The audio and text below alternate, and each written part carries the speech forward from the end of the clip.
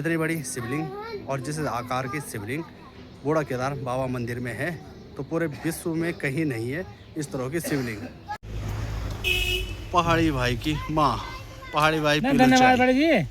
हाँ धन्यवाद। ये आप लोग देखते हैं पहाड़ी भाई के ब्लॉग में तो काफी ज्यादा मेहनत करते हैं। खींच हो चुकी है नाग राजा देवता की।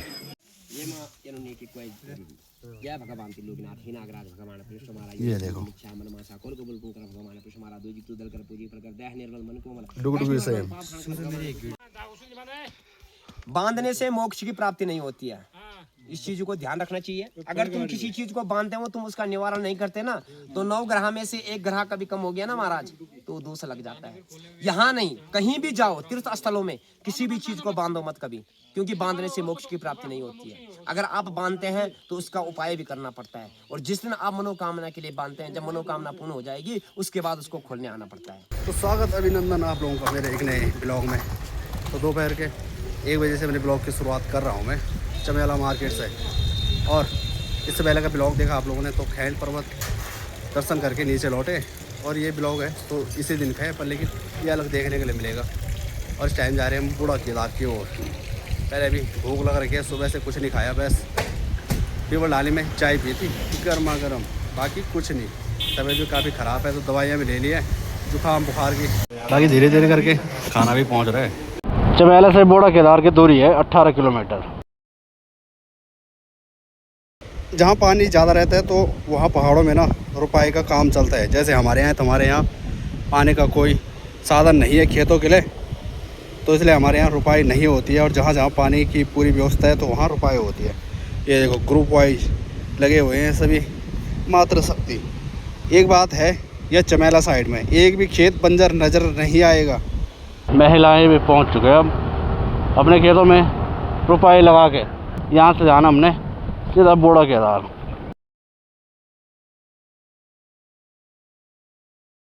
और जो नीचे वाले रोड है तो हम आ रखे थे जब 4 धाम यात्रा पर तो उस टाइम गंगोत्री से इसी वाले रोड पर आए हम। इतनी खतरनाक गर्मी में भी लोग गदरे में नहाने का आनंद ले रहे हैं। जो अगर मुझे भी जुकाम बुखार नहीं होता तो चले जाना था हमने गदरे में। ये वाली नदी आ रही है बूढ़ा केदार से। गांव का लुक देखो,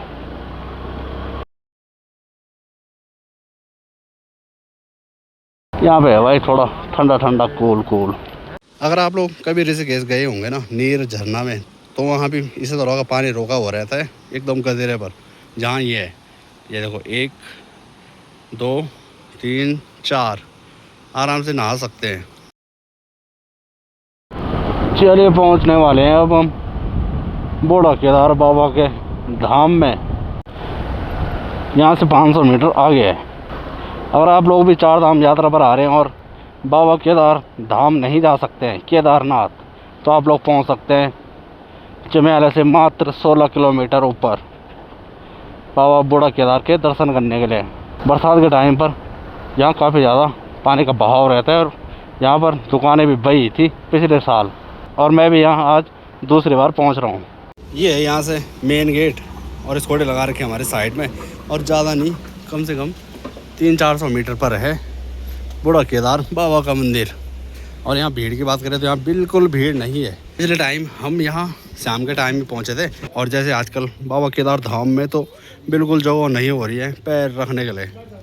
यहाँ देखो एकदम खाली सुकून भरा माहौल।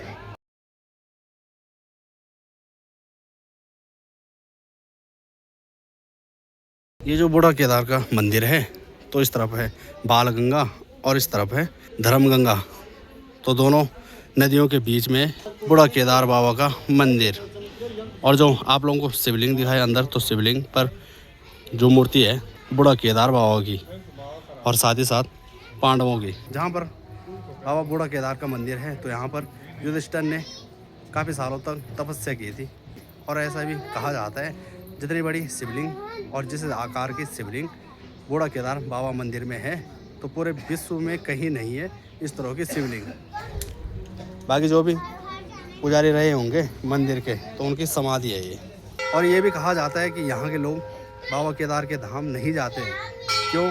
क्योंकि जब बाबा केदार यहीं पर दर्शन दे देते हैं तो यहाँ के लोगों को फिर केदारनाथ जाने की ज़रूरत नहीं पड़ती है। आप लोग ज़्यादा से ज़्यादा ये वीडियो शेयर करें ताकि जो बुजुर्ग रहते हैं और जो 4 धाम यात्रा पर आते हैं और बाबा केदारनाथ के धाम नहीं जा पाते हैं और जो जा पाते हैं वो भी घोड़े खच्चरों का सहारा लेकर, तो घोड़े खच्चरों का सहारा से अच्छा तो ये है कि आप लोगों को रास्ते पर ही तब केदारनाथ में दिए थे, नंदी के रूप में भोलेनाथ में। सुबह 5 बजे से चले रहे हैं हम और अब 4:30 बज रहे हैं शाम के, और अब इसके बाद निकलना हमने से मुखेम की ओर धोतरी गांव होते हुए, और यहाँ से आगे जा रही है जरूर तो पिनसवाड़ किले, और हमने जाना है फिर से वापस नीचे की ओर।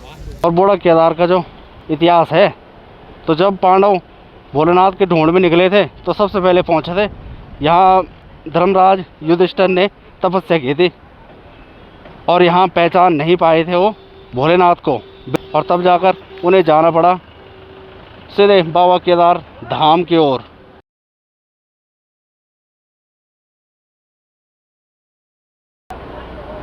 ये वाली रोड जा रही है हम यहाँ से धोतरी होते हुए, और जब मंदिर में पहुँचे थे हम बूढ़ा केदार मंदिर में तो नीचे की तरफ से, और अब यहाँ से निकलना हमने सीधे से मुखेम की ओर।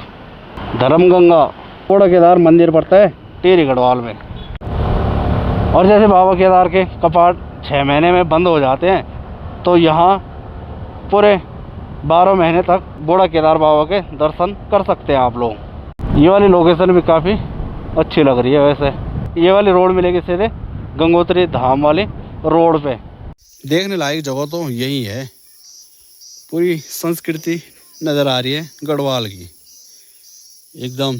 सारे के सारे मकान देखो, कुछ दीवारी वाले और कुछ पठालीदार, बाकी खेती पाती एकदम पूरी की पूरी की हुई है। पहाड़ी भाई की माँ, पहाड़ी भाई धन्यवाद बड़े जी। हाँ धन्यवाद। ये आप लोग देखते हैं पहाड़ी भाई के ब्लॉग में तो काफी ज्यादा मेहनत करते हैं। आन के मंदिर आना, मंदिर चंद्र मंदिर। हाँ आज भी पहाड़ी भाई घर नहीं है। कर लो तुम्हारी व्यवस्था। आज कहाँ जा रहे हैं बोल? शादी में। शादी में, अच्छा। अखिल की शादी है शायद आज ना। हाँ। ताऊ जी भी मिल गए थे बाजार में। हाँ प्रणाम हो गया था उनको, बोले उन्होंने पहचाना नहीं होगा पर मतलब नंदुली बिंदुली के लिए काटा जा रहा है यहाँ पर ही। तो खड़ी लगता है पहाड़ी भाई पीलो चाय से मुलाकात नहीं लिखी है किस्मत में। पिछले बार भी ऐसा हुआ कि भाई शादी में जा रखा था, भाई ने कमेंट किया, और इस बार भी शादी में पहुँच रखा है। और इस बार आंटी जी ने कहा कि चाय पी के जाओ। हमने कहा कि आज थोड़ा मौसम ठीक है।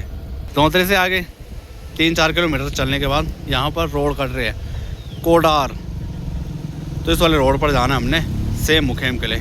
धोतरी गांव से 27 किलोमीटर दूरी पर है सेम मुखेम।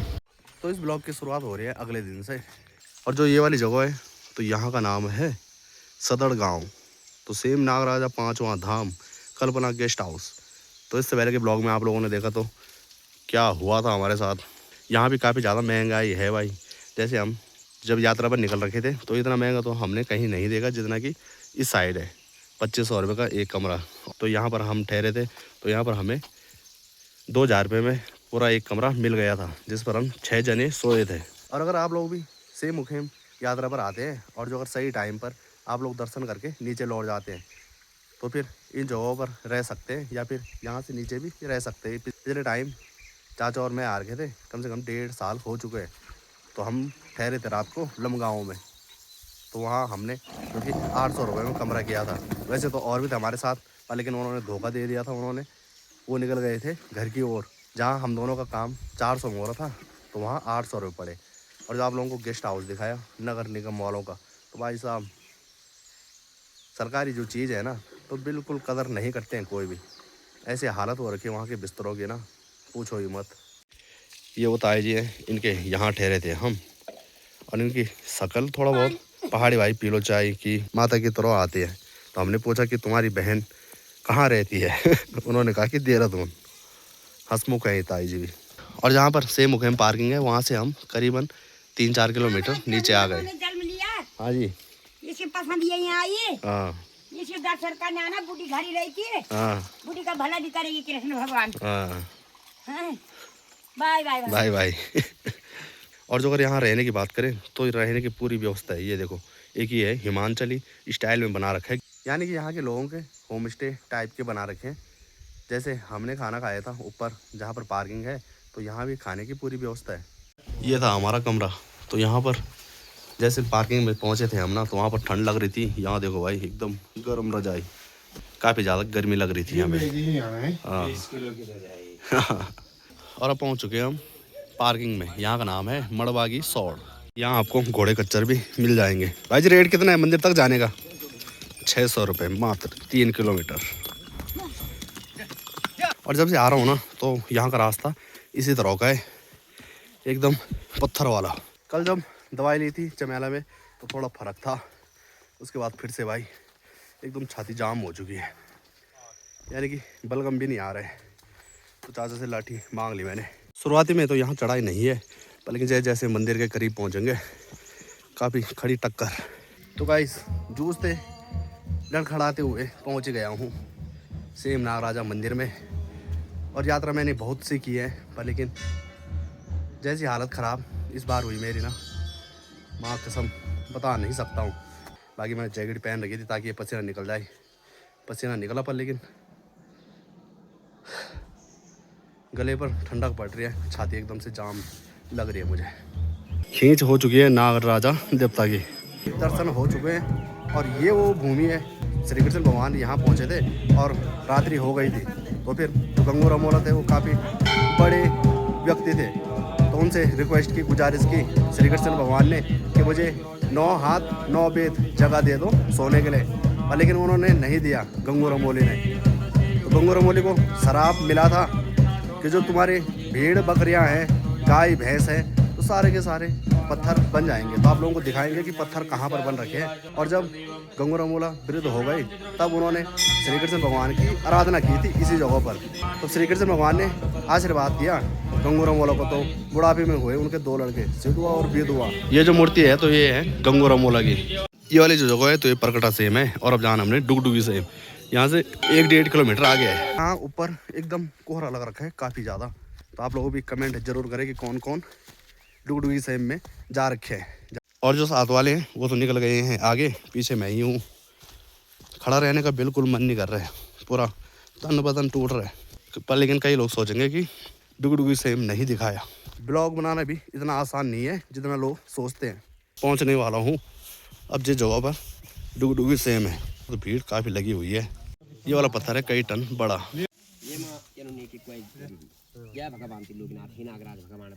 ये देखो, बांधने से मोक्ष की प्राप्ति नहीं होती है, इस चीज को ध्यान रखना चाहिए। अगर तुम किसी चीज को बांधते हो, तुम उसका निवारण नहीं करते ना, तो 9 ग्रह में से 1 ग्रह कभी कम हो गया ना महाराज, तो दोष लग जाता है।